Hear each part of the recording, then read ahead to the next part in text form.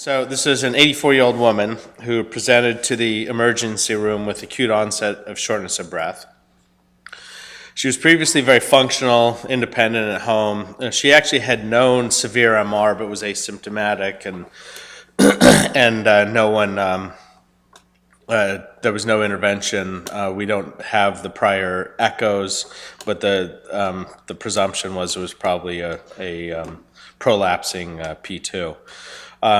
She was in severe respiratory distress when she presented. The SAT was 90% room air. She had JVD, Rales, a holosystolic murmur, and 2+ pitting edema all the way up to the mid-thighs bilaterally.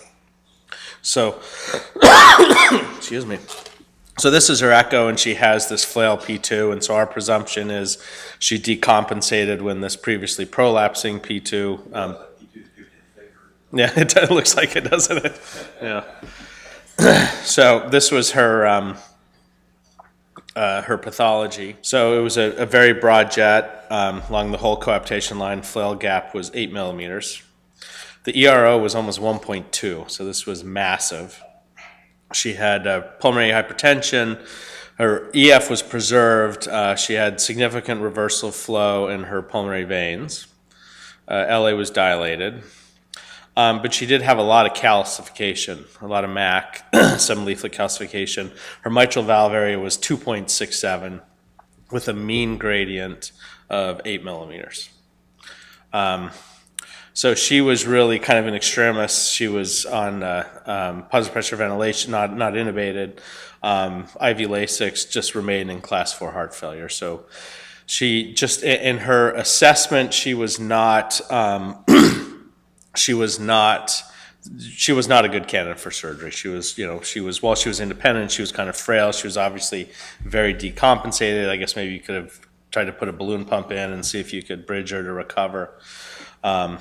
So any thoughts on therapy? I'll take one off the table. She had the kind of MAC that would make you nervous during surgery, but probably wasn't the kind of MAC you could do a transeptal sapien 3 in, which would probably be my preference in general for this patient, but it wasn't ideal for that.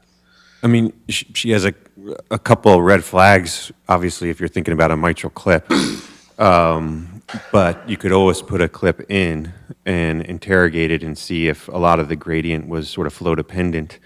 And as you decrease the MR, you might actually not have a significant cost as far as increasing the MS, but a mean gradient of 8 is usually a pretty big contraindication.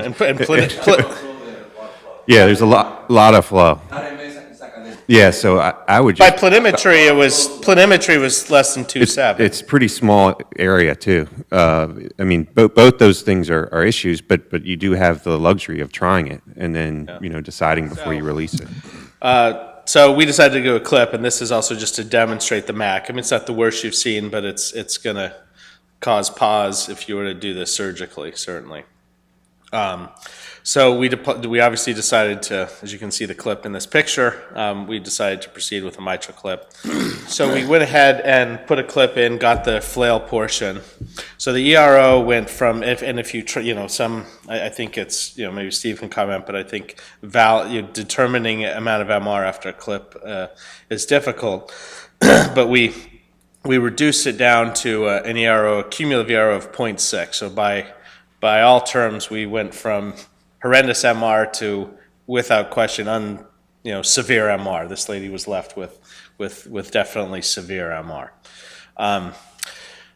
However, I think what was most impressive, so this were her LA pressures when we first did the transeptal with a V wave up at 90 millimeters. And so after the single clip, we actually went down to 30, which is, this was just one of the most remarkable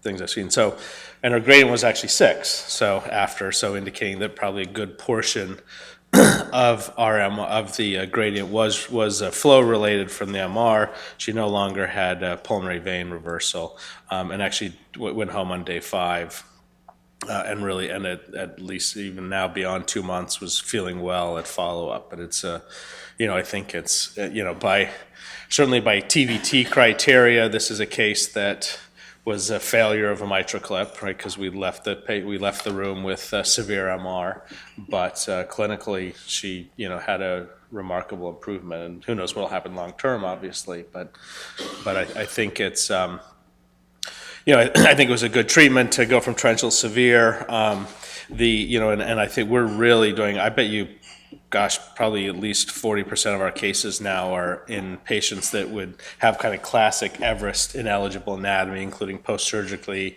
P1, P3 jets with good results. Thank you.